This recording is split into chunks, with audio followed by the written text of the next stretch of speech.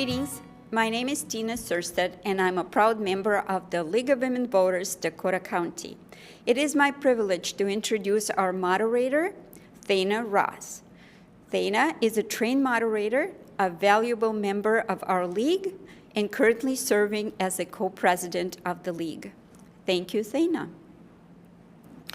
Good evening and welcome to the SD 56A State Representative Candidate Forum, presented by the League of Women Voters, Dakota County. We extend our heartfelt thanks to the candidate for joining us tonight, and a special appreciation to the City of Apple Valley for recording and broadcasting this event, as well as to the City of Rosemont for generously providing its facilities. League of Women Voters will also share the recording on our social media platforms. The League of Women Voters, with a rich 114-year history, is committed to empowering voters through education, engagement, and civic participation. As a nonpartisan organization, the League neither supports nor opposes any political party or candidate. Our goal is to provide unbiased information to Minnesota voters, regardless of their political affiliations. This forum is a valuable public service, offering you the chance to hear directly from the candidates about key issues. Please note that the views expressed are those of the candidates and not of the League of Women Voters, Dakota County. Sponsorship of this event does not imply endorsement of any candidate. We provide complete, unedited recordings of our forums. Editing is permitted only for official media purposes, and any excerpts or edited clips must not be used for partisan or political purposes. Both candidates were invited to participate in tonight's forum. Candidate Zorn had a conflict and was unable to attend. Candidate Robert Bierman joins us tonight. We will begin with the candidate's opening statement, lasting 2 minutes. The candidate's closing statement will also be 2 minutes. The candidate will have 90 seconds to answer each question, and we kindly ask that you adhere to those time limits. Our timekeeper will hold up a sign to indicate you have 15 seconds remaining, and a stop sign when it's time to wrap up your response. Many of tonight's questions were submitted via email and reviewed by a league committee for clarity. Additional questions were developed based on community interests. Due to time constraints, we will not be able to address every question which was submitted. Thank you for your participation, and we look forward to an engaging and informative discussion. Let's begin with opening statements. Candidate Bierman. Thank you, Thana, and want to just say thank you to the League of Women Voters for doing this. This is a great service for voters to gain an understanding of the candidates for which they're voting. My name's, again, Robert Bierman, resident of Apple Valley for 30 years and lived there with my wife, Ellen, of 35 years. Ellen and I raised 2 children who attended Apple Valley High School, and we just joined the Grandparents Club 5 months ago, so we're thrilled to be grandparents. My background is retail business. I've run a small home furnishings and flooring company with siblings. This is a family business that's been around over 100 years, and I have been making payroll for every pay period for 31 years, so I know what it means to dedicate yourself to such an entity and what small businesses face in the real world. I ran for office in 2018 for the first time, and I ran for the State House of Representatives. And the issues that drove me to run were partly because of small business, the high cost of health care for my employees and their families, and also the divisiveness of our political system. I've always been an astute observer of politics, participated in politics, but never run for office myself. So this was my time and opportunity presented itself, and there's issues with the partisan divide I really want to address and make sure that our politics becomes more civil and that we put public interest central to the policy making at the Capitol. So that's sort of a lens from which I operate and view and I want to continue working for the people of my district, and I am out there every day talking to people, learning more about their issues and concerns so that I can be a better representative for all of us. Thank you. We now proceed to questions. The first question is, what areas of public policy are you personally passionate about? Thank you. As I mentioned in the opening statement, healthcare is an area that I am very personally passionate about. I was a supporter of paid family medical leave since I first discovered it, and that's something that I've supported in the past term, which we were able to pass. The high cost of healthcare in the United States, I think, is detrimental to the continuance of people getting the care they need when they need it. And so working on the healthcare system has been foremost in my mind as I went to the Capitol and wanted to be on the Health, Finance, and Policy Committee. That is where I have focused a lot of energy and time. We need to have a health system that works, and so that's an area that I've really spent a great deal of time, and my records will indicate and show that I've worked on, say, the merger bill last year, very focused on mental health issues, addiction issues, the opioid crisis, and you know, healthcare moves into these other areas of housing and the relationships with education so that we have a strong workforce. So that's maybe the most focused area of the work I do at the Capitol, but of course, as a state rep, I'm voting on all bills on all manner of issues. And in my district, healthcare, education, those are two of the primary, but also environment. So those are the issues that are most predominant on my agenda as I work up at the Capitol. Thank you. What is one piece of recent legislation that you think will most impact your constituents, and why do you support or oppose it?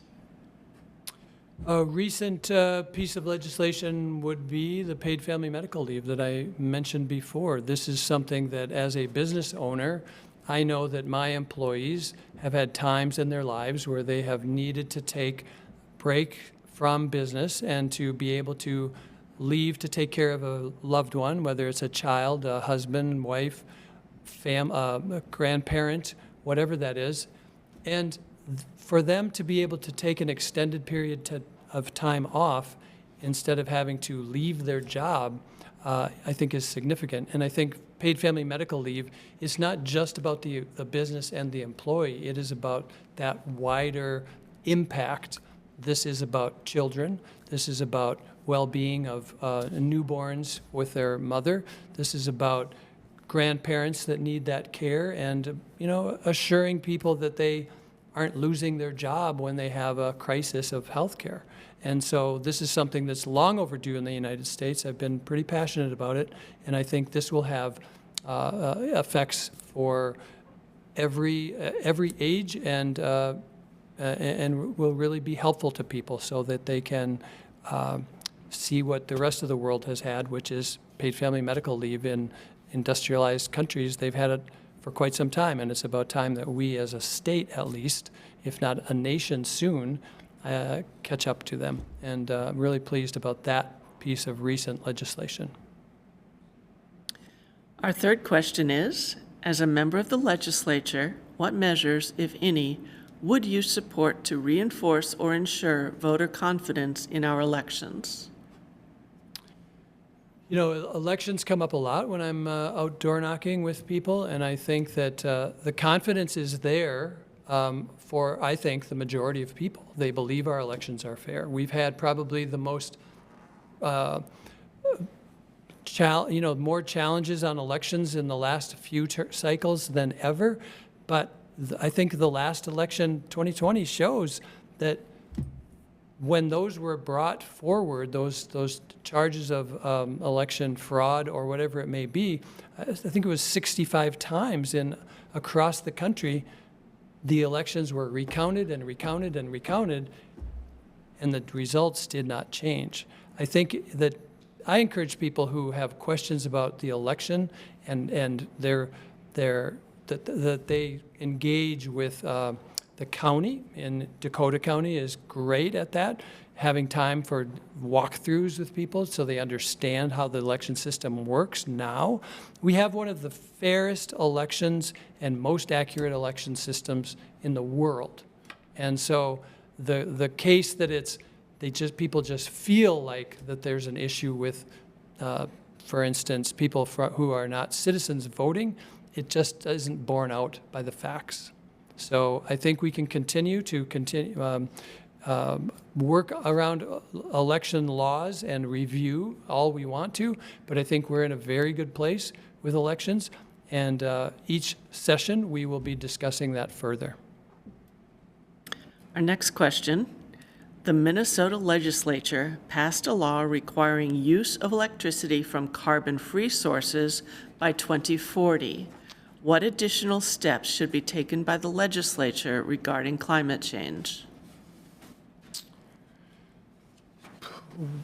Well, regarding climate change, I think that the 2040 bill, of which was passed through the Energy Committee on which I sit, there have been, concerns about that bill working and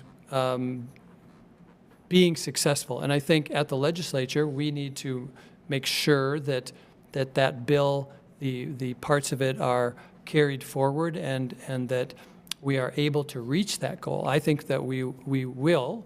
When you talk to companies, the energy companies about it, they say, well, there might be down toward the end where we can't quite make it. There are off-ramps for that. But I think for energy policy going forward, we do need to, or if we kind of are connecting energy policy and the carbon-free with climate change. Those are obviously related, but there's other things about climate change that we do need to address. Climate change is affecting us in so many ways. Things like mitigation for roads and bridges are one thing, because we are going to have increases in the rainfall and the storms that are affecting all of us, and it's affecting home insurance now. And that's something that, we have to figure out ways to mitigate the results of those impacts and continue on the road to reduce the use of fossil fuels. That's one of the things. But this will take time, and I think we have to also make sure that we have sources such as the nuclear energy that we depend on going forward. That's not something that I would support moving away from. What should be the legislature's role, if any, in determining school curriculum and what is taught in classrooms throughout the state? Yeah, good question. School curriculum as it is now is there are curriculum standards that are established at the state level. Those curriculum standards are reviewed and assessed on I think it's a 10-year period. What other areas we need to work on came up last year. When I first joined the legislature, education was a big concern of mine, and I sat on the Education Policy Committee. It stunned me to learn that we didn't have state standards, curriculum level state standards for health. And I think health encompasses a wide array of issues, and those were all set to local control.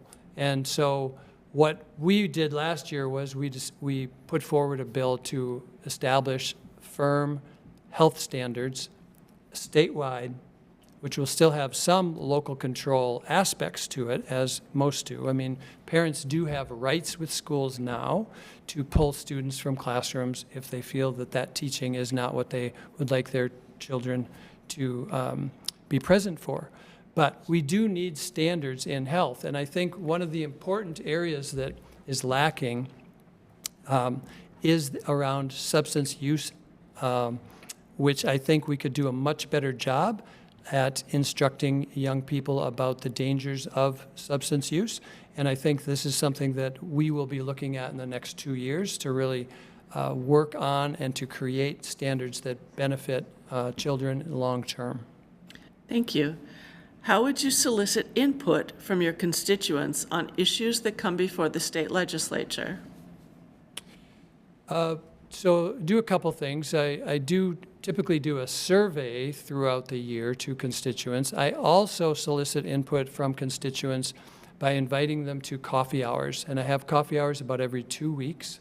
And I've had large numbers of people coming in the last few weeks, and I will continue that. I think that is one of the best ways. I give my time an hour, but sometimes they're 2 hours long. And I think it's really important that I make myself available to constituents. I also encourage them to send letters and respond to those letters. Come to the Capitol and talk to me in my office, or come to a committee hearing. I want to be available, and I think that's the key to good interaction with my constituents. Another thing I do is I'm campaigning now in an election year, but I also go door knocking in the off year, because I want to hear from constituents, not only just what they think about is going on at the Capitol, but I want to hear just what are the issues that are important to them, whether it's an election year or not. So I think that door knocking in the off year for me is very valuable. But all of those ways are some of the ways that people can interact with me. Thank you. Due to increases in state government spending in 2023, the budget forecast now shows state spending growth outpacing tax revenue growth. If the state were to encounter a budget deficit, how would you balance the state's budget? So right now, the forecast that they're talking about where we're outpacing is after the next biennium. We have a surplus now. And so it is difficult to talk about a state deficit now when we have a biennium ahead of us. The state, we have a mandate that we must have a balanced budget. So we will put together a package next year to balance that budget, not only for the next 2 years, but into the following year as well. So the area of budgeting is really tied to the economy and what's going to happen with the economy. Minnesota has had a very good economy compared to other states in the past years, and that has helped our budget surplus grow right now. I believe we're up to $3.7 billion in surplus at this moment, and so there is money on the bottom line, and so it matters a great deal what the budget looks like next year when we do it, and we will make sure that is a balanced budget going forward. And I think we have to start with there. We have to start with the needs of the people and work our budget like I do in my business. You know, I have to have a balanced budget. I have to be in the black, and things come up throughout the year. We have to make some adjustments, but that's going to be required that the state of Minnesota has a balanced budget, and we will need to get there. Thank you. Our 8th question is, if there continue to be large budget surpluses, do you support lowering all tax rates, lowering tax rates for low and middle income taxpayers only, or not lowering tax rates for anyone? Explain your position. Well, we would all love to have lower taxes, no question about it. And I think that when there are surpluses, and if we can lower taxes for people, I have a bill I'm considering for next year that would help seniors stay in their home by freezing taxes at a certain year for them. That's something Iowa did. I just learned about this at a conference the other day, and I think that idea intrigues me. That's certainly one thing. I think we have, in the last biennium, we were very focused on families with children and addressing the needs of families with tax credits for children, tax credits for childcare, removing the Social Security tax for 75% of seniors that are making over or under $100,000 a year. So I think those are some of the ideas that we have done in the past that we should be continuing to look at. The other things people are having a hard time with are tuition for schooling. And we have a serious need of workforce, especially in medical. The governor's task force pointed that out very clearly, that the cost of educating our next generation of doctors, nurses, dentists, et cetera, is something that we need to make sure that we have the staff to fill those positions. And helping people get into the professions is very important, and tax incentives around that.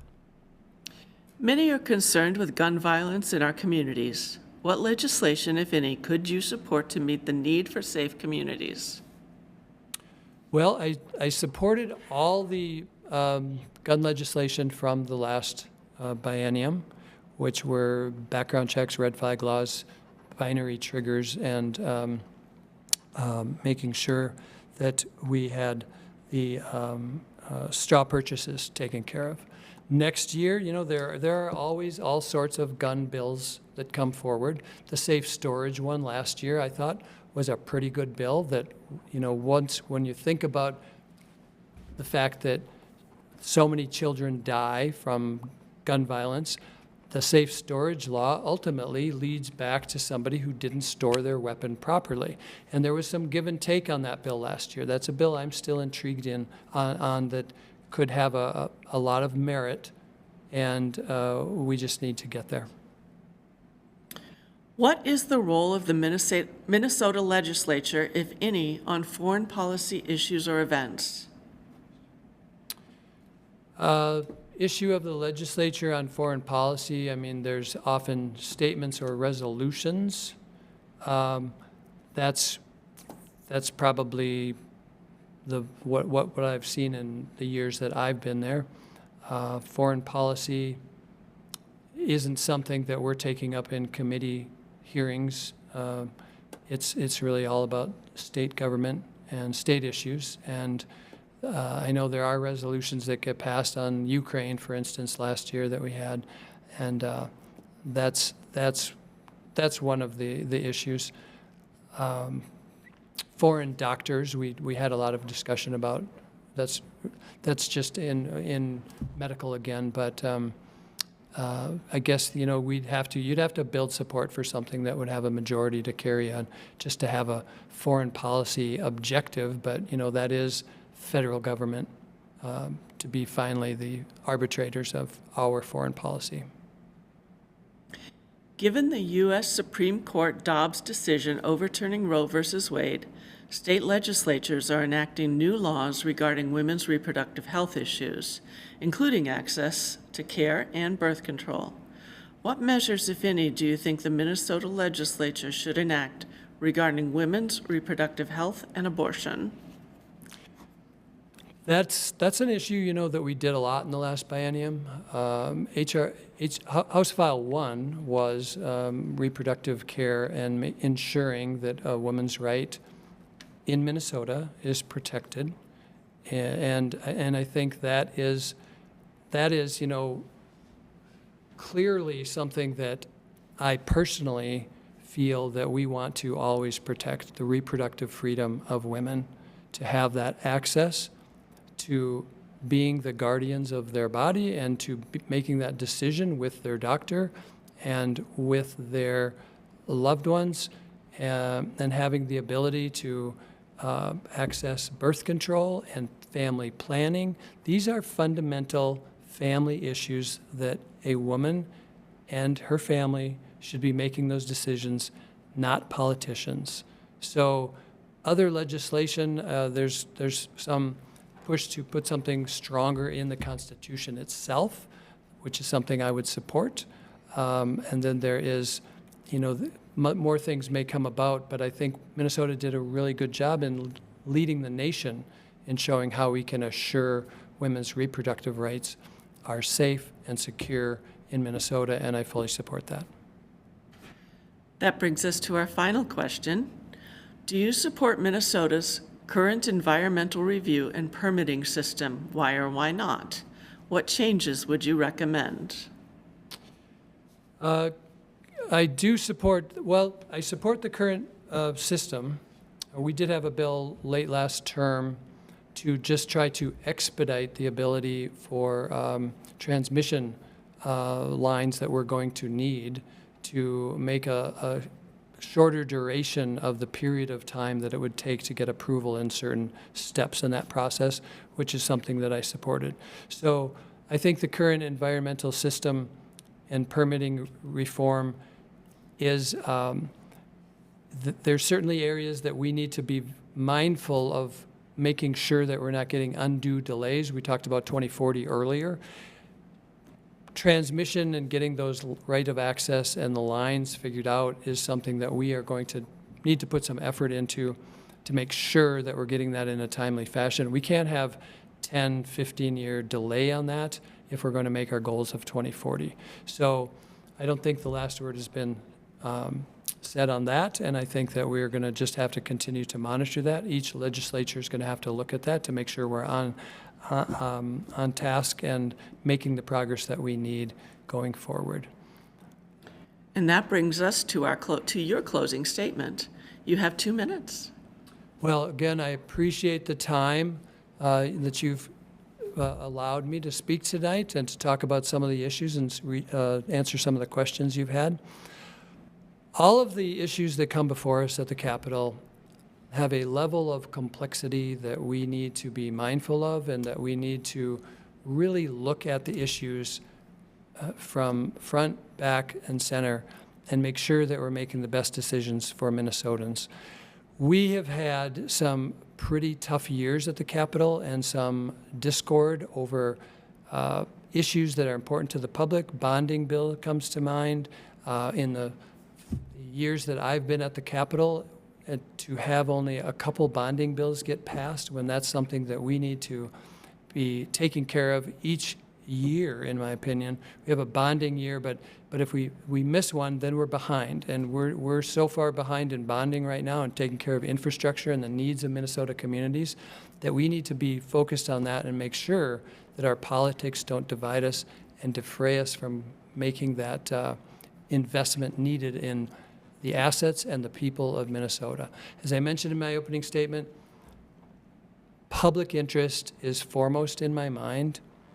Communities need the legislature to be working with their interest in mind. My health infrastructure bill on hospital mergers is a good example of that.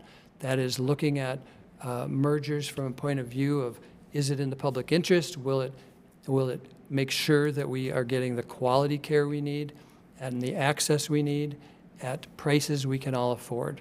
And I think that issue, or the medical debt issue, are things that are truly public interest.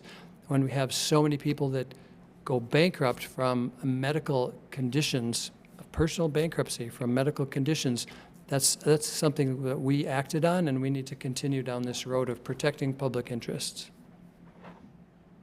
Thanks again for the opportunity, and I appreciate it. That concludes our candidate forum. On behalf of the League of Women Voters, Dakota County, we extend our sincere gratitude to everyone who participated in tonight's forum. A special thank you goes to our candidate for his commitment to the democratic process and his willingness to serve our community. The League of Women Voters is dedicated to researching issues crucial to our members and the well-being of our communities. If you're interested in learning more about our work and discovering how you can make a difference, please visit us at lwvdakotacounty.org. For additional information about voting and candidates, please check out mnvotes.org and vote411.org. Thank you once again for tuning in, and don't forget to vote by November 5th.